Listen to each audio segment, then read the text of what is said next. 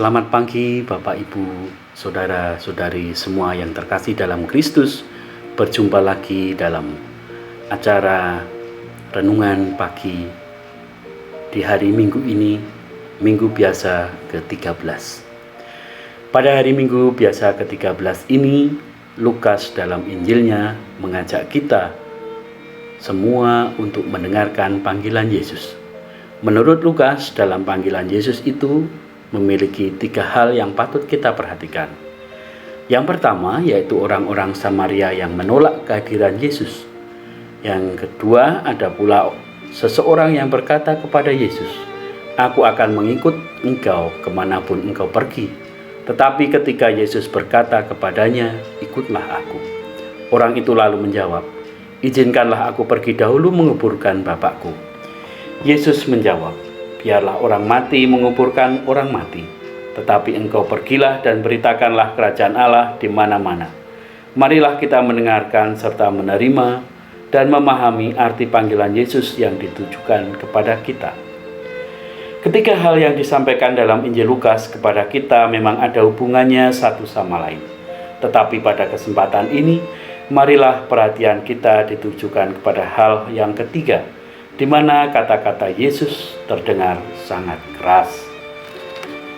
Bagi hati kita, Yesus berkata, "Biarlah orang mati menguburkan orang mati."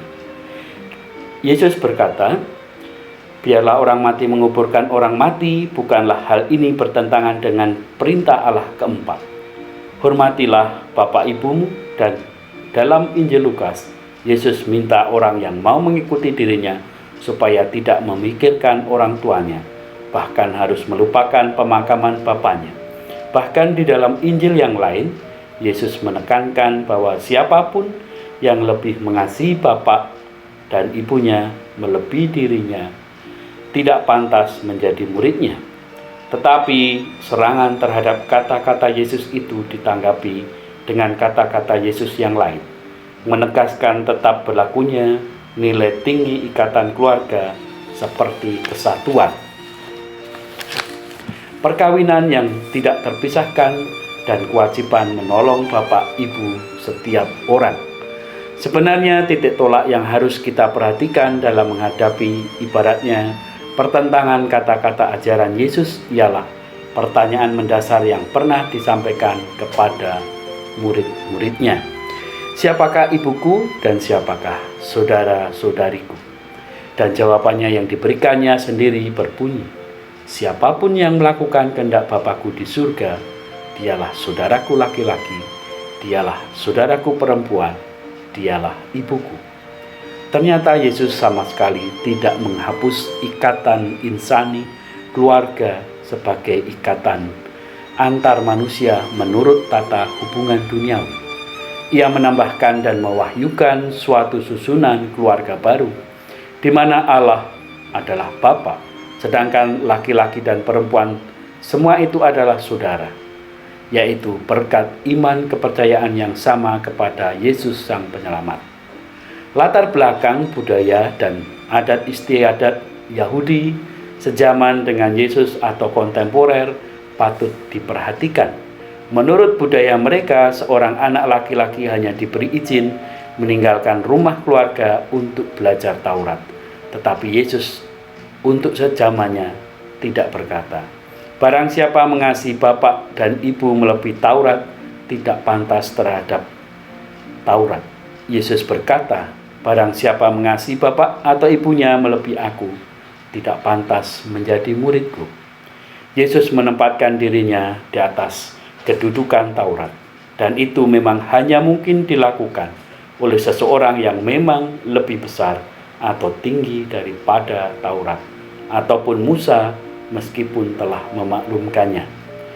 Memang Injil Lukas hari ini memberikan cerita Yesus, tetapi juga memberikan suatu penegasan bahwa Yesus dengan syaratnya untuk mengikutinya. Sepintas lalu syarat yang diajukan Yesus itu memang menimbulkan hal-hal yang bertentangan. Tetapi apabila kata-kata Yesus diucapkannya pada suatu kesempatan, ditempatkan dan ditafsirkan dalam hubungan atau konteksnya, dalam kabar gembira, sebagai keseluruhan. Ternyata hal-hal yang tampaknya bertentangan itu justru memberikan keterangan yang benar atau utuh. Injil hari ini justru memberitakan intisari kabar gembira yang sebenarnya, dan hanya Yesuslah yang dapat melakukannya, sebab hanya Dialah yang memiliki otoritas atau wewenang untuk melakukannya. Yesuslah yang dapat menunjukkan urutan hierarkis nilai-nilai yang benar, tetapi tiada seorang pun akan mampu menerima ajaran Yesus apabila ia tidak mau menerima pribadinya sebagai Sang Penyelamat. Gereja adalah keluarga Allah. Gereja sebagai keluarga yang didirikan oleh Kristus tidak bertentangan dengan keluarga manusiawi kita. Gereja adalah justru pewarta kebahagiaan keluarga yang sejati dan merupakan penjaminnya. Maka sangat sayanglah bahwa banyak pertentangan pendapat bahwa masyarakat kita justru menghambat ajaran dan daya upaya gereja untuk melindungi dan menyelamatkan keluarga dalam hidup, perkawinan, dan pekerjaan. Marilah kita semua sebagai gereja makin sadar bahwa kita justru terpanggil untuk ikut berusaha, ikut membawa keluarga kita masing-masing dan keluarga sesama kita sebagai kebahagiaan sejati menurut ajaran Yesus Kristus.